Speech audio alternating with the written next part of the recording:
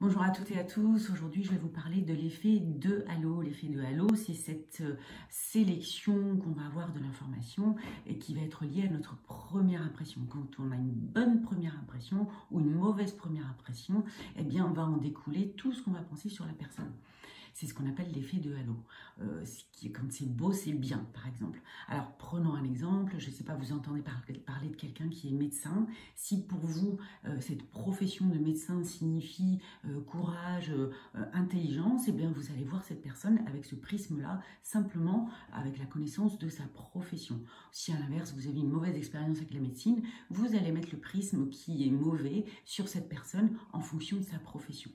On voit beaucoup cet effet de halo aussi sur l'aspect physique d'une personne. Quand une personne aborde un physique gracieux, qui vous laisse une bonne première impression, eh bien vous allez diffuser ces qualités physiques sur le reste des traits de caractère de la personne et envisager plein de traits positifs sur cette personne simplement parce qu'elle a un physique qui vous plaît.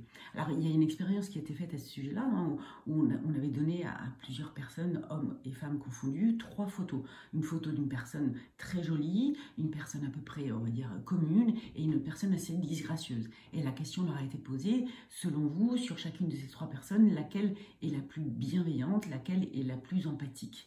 Eh bien, majoritairement, les personnes ont répondu que la personne qui était belle physiquement était la plus bienveillante et la plus empathique. Encore une fois, voilà, l'effet de halo, c'est en résumé ce qui est beau et bien. Et on est tous victimes de ça en fait, on est tous victimes de ça au quotidien. C'est un biais cognitif qui est très répandu, qui a été démontré en 1920 par un psychologue américain, qui a été aussi montré par de nombreuses expériences par Salomon Asch, qui était aussi lui, un psychologue américain. En 1946, il a fait pas mal d'expériences là-dessus. Et donc voilà, on s'aperçoit que c'est quelque chose dont on est victime au quotidien en fait. On voit quelqu'un qui nous paraît beau et ça suffit pour le juger comme quelqu'un de bien. Ou alors c'est l'inverse, on peut aussi avoir un effet halo négatif. Imaginons, vous embauchez dans une entreprise et le patron, votre futur patron là, tombe à bras raccourcis sur un de vos collaborateurs, un de vos confrères, de manière complètement injuste. Donc il vous laisse une mauvaise première impression. Quand bien même ce patron va venir s'excuser auprès de ce collaborateur, il vous aura laissé une mauvaise impression et vous allez garder cette mauvaise première impression et juger pendant bien longtemps votre patron comme quelqu'un d'injuste et voilà, de pas compétent. Simplement parce que la première impression, elle est tenace. On a tendance à juger très souvent les gens sur la couverture des livres plus que sur le livre lui-même. Donc on va le trouver dans plein de domaines. Imaginez un entretien d'embauche où vous avez en face de vous votre interlocuteur et vous décelez chez lui une qualité. Et bien pour le coup, vous allez faire une fixation sur cette qualité et faire fi complètement de tous les défauts.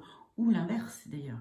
Donc c'est un phénomène qu'on rencontre dans quasiment toutes les relations qu'on va avoir, avec les autres. Alors, comme on sait que cet effet halo existe, vous allez me dire, on va pouvoir le combattre, mais en fait c'est très compliqué de le combattre. On peut tout au mieux minimiser l'effet halo. Alors comment est-ce qu'on peut minimiser cet effet halo?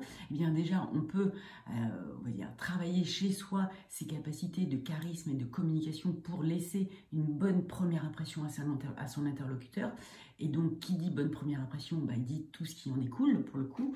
Et on peut aussi, quand on a soi-même un bon ou un mauvais jugement sur quelqu'un, eh bien, avoir le bénéfice du doute, se dire que tout n'est pas noir, tout n'est pas blanc, tout ça, ça peut être gris et nuancé, et apprendre, on va dire, à lire les pages du livre de la personne, plutôt que de se contenter de la couverture, multiplier les échanges avec la personne pour s'autoriser à avoir une autre opinion ou une autre opinion sur la personne.